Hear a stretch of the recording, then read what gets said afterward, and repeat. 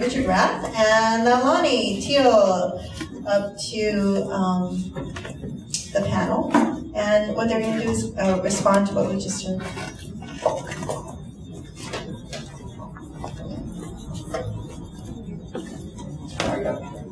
Yeah,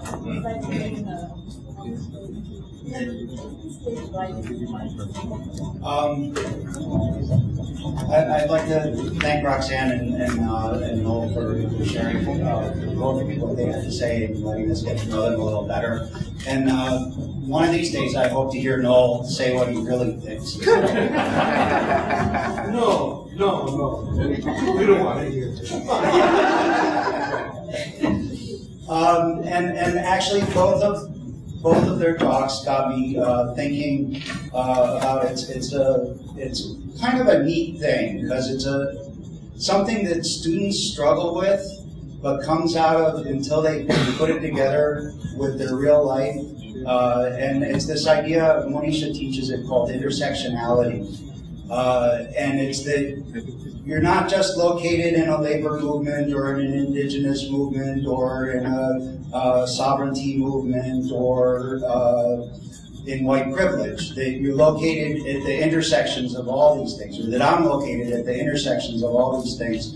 And oftentimes that gets used to divide us one from the other and say, well, you're not like that, or it's class, not gender, or labor, not indigenous politics.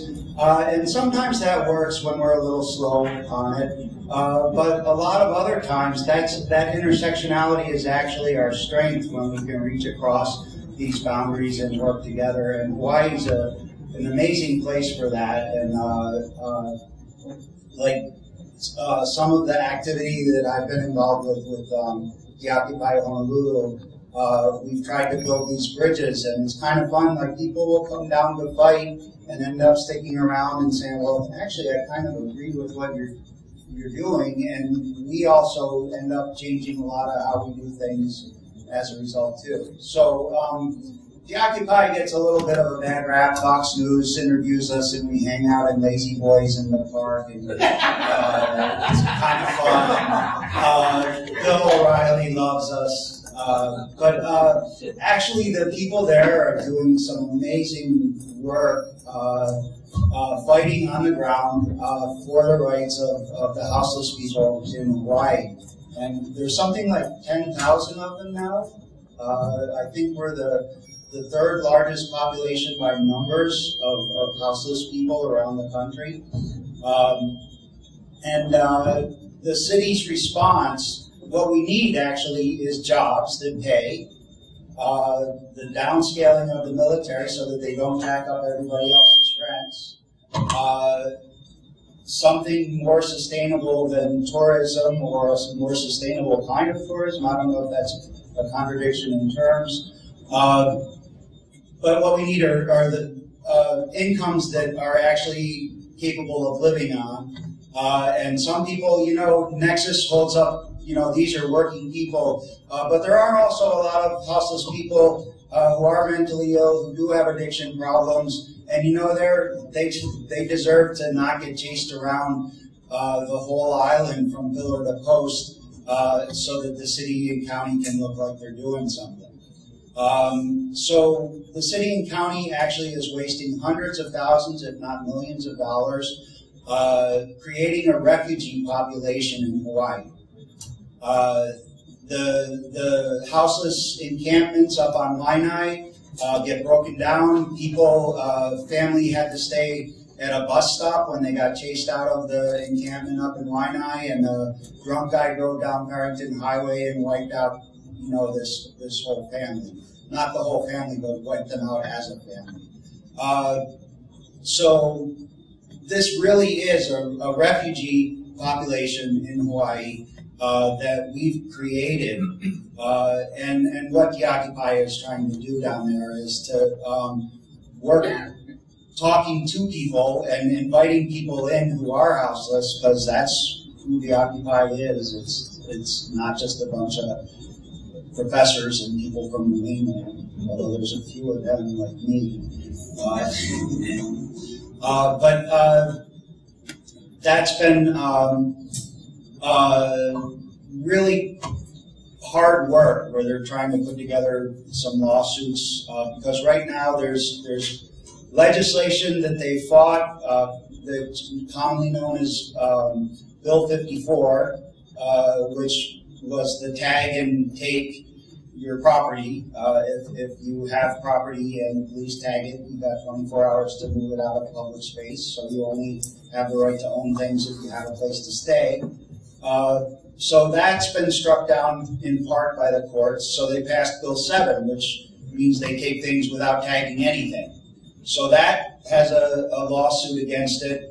And in the works, discussed at City Hall last week, were 2 more bills, one of which prevents people from affixing anything to public property.